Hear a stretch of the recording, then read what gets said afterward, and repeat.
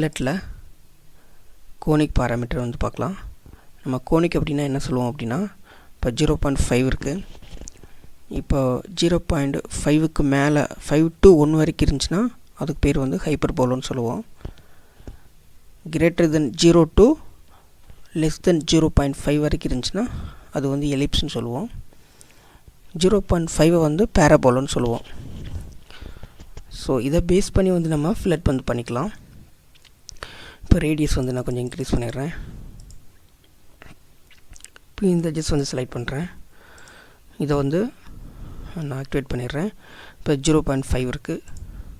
இப்போ இந்த ஃபில்லட் வந்து 0.5 அப்படின்னா வந்து நமக்கு பேராபோலாவாக வந்து க்ரியேட் ஆகும். அதை பேஸ் பண்ணி வந்து அந்த கர்வ் வந்து நமக்கு க்ரியேட் ஆகும். ஓகே,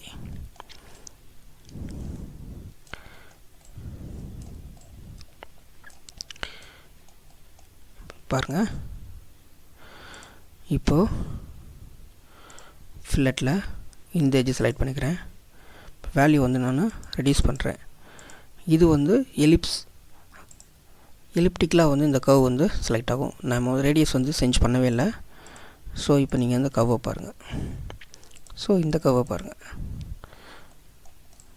இப்போது ஃபில்லட்டில் இந்த எட்ஜ் செலக்ட் பண்ணிக்கிறேன். இப்போ 5க்கு மேலே 0.5க்கு மேலே நான் 8 கொடுக்குறேன். இது வந்து ஹைப்பர்போலா சொல்லுவோம். ரேடியஸ் வந்து நான் சேஞ்ச் பண்ணல, ஜஸ்ட் ஓகே. இப்போ இந்த கர்வ் பாருங்கள்.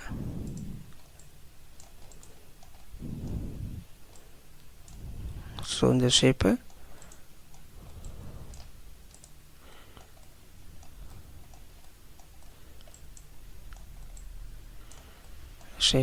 அதுக்கப்புறம் இந்த ஷேப்